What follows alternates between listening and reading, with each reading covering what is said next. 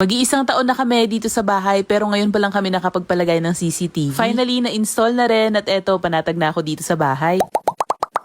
8 AM nga to nung dumating sila dito sa bahay namin. Nabigla nga din ako kasi hindi man lang sila naligaw sa paghanap netong bahay. So ayan, no choice kung hindi gumising ng maaga. Start na nga sila ditong magtingin-tingin kung saan ba ilalagay yung mga CCTV. Suggest lang ako ng mga spots na gusto kong lagyan ng CCTV, tapos ayun, sinasabi nila at sila yung nagde-decide kung okay ba yung pwestong yun. Pinapasok ko na nga sila dito sa loob ng bahay para aralin yung mga spot na pwedeng lagyan ng CCTV na nakatapat sa mga pinto. Nako, kung alam nyo lang, last year pa talaga gusto ko nang magpalagay ng CCTV kaso hindi ko na oorasan. Wala rin talaga akong kilalang shop personally. Twice kasi nung nagtanong ako, napakamahal ng mga pinagtanungan. Akala ko talaga noon ganun na yung presyo, pero eto napakamura lang ng singil. Eto nga, nakita na nila kung saan nilalagay yung pinaka-main ng CCTV. Ina-explain na sa akin dito kung paano ba ipapasok yung mga wire sa loob ng bahay. Isa pa pala sa mga hindi ko gusto kapag ganitong merong CCTV is merong mga nakalitaw na wire, lalong-lalo na kapag kabla. Yung talagang number 1 na request ko sa kanya kasi medyo maselan talaga ako sa mga nakalitaw na wire dito sa bahay. Kaya ayan, nagawan talaga nila ng paraan. Nakakatuwa lang kasi hanggang natapos sila, wala talaga ako nakitang wire kahit na isa na nakalabas. Tignan nyo, ultimo yung black na yan, ginawan nila ng paraan, dinaan dito sa bakod para hindi siya halata kasi pareho sila. Grabe, ang tataba ng utak. Alam na alam nila kung paano itatago yung mga wire. Grabe, sobrang saya ko ng araw na to dahil finally magkakaroon na kami ng CCTV. Sakto din nung araw na to, nagluluto ng tinola yung mama ko tapos nilagyan niya ng tanglad. Di ko rin alam kung anong tawag dito sa Tagalog pero dito sa amin sa Pampanga, sa Lemanok yung tawag dito. Buti na lang may sabaw kasi meron palang bisita. Hindi ko alam na ganun pala katagal yung paggawa ng CCTV. Ito nga, nag-add pa ako dito ng mang inasal para meron naman silang ibang ulam kung ayaw nila neto. Saktuhan kasi na ito yung ulam namin at hindi namin alam na aabutin sila ng lunch. Kaya ayun, nag-add na lang ako ng inihaw na chicken. O diba, parehong manok yung ulam, pasensya na. Habang nagluluto yung mama ko, nagbalot na ako dito ng mga turon tsaka ng cheese stick para naman sa merienda namin. Kaso by 2 PM lang, tapos na sila, kaya eto hindi nila naabutan. Sabi ko nga, sabay-sabay na kaming kumain, kaya eto, nag-ready na si Ate Sharon dito sa loob para makakain na din sila. Tapos doon kami sa dirty kitchen. After nilang kumain, nagpahinga lang saglit, tapos eto, larga na naman. Siya nga pala, yung shop na to, nakita ko lang kay Mami Macy doon sa isang vlog niya. Nabanggit niya kasi na magaling sila, murang maningil, tapos wala daw mga hidden charges. Kaya ayun, dali-dali talaga akong kumontak sa kanila, tapos nagpa-quote nagkasundo kami sa So dito nga pala sila na-contact sa MK02 Security System Services. Not sponsored at hindi na rin ako humingi ng discount dahil magaling talaga sila. And kung ikukumpara namin dun sa mga nag-quote sa amin ng una, mas mura talaga sila ng 30 to 40%. Na yung ultimo yung mga cord, pinalitan talaga ng tape na white para walang nakikita. Matapos na, nagpicture lang kami saglit para ipost sa Facebook page nila. Grabe, thank you so much po, napakagaling. So eto, nagpalagay ako dito sa kwarto namin sa may master's bedroom. Liban pa doon, nagpalagay din kami dito sa sala sa may second floor. Kita na rin yung hagdan dyan, tsaka pinto sa taas. Eto rin, nagpalagay kami dito sa sala sa baba. Lawak yan, nakikita yung dalawang entrance door. Meron din dito sa dirty kitchen, nakikita yung pinto tsaka yung dining. Siyempre dito sa labas, makikita naman yung bakod tsaka yung pinaka-gate sa harap. And yung pinaka-main talaga namin is etong sa dito, makikita mo talaga yung mga kumakatok at pumapasok sa bahay. Connect na nga sa cellphone ko at ayan, napakalinaw talaga, in real time siya, napakabilis din. Pwede mong tignan sa cellphone kung nasa malayo ka, sobrang perfect kasi mapapanood mo yung pamilya. Lalo na kami kapag umaalis na mag-asawa, nakikita namin yung mga anak namin kapag kakasama ng mama ko or si Ate Sharon. Sinek ko nga rin, ayan, tignan nyo, napakalinaw talaga nung naglalaro sila dito sa labas. Grabe, nakakatuwa. Parang pakiramdam ko, nanonood ako ng live show. Napakalinaw din ang kuha, hindi siya nagahang. Tsaka kapag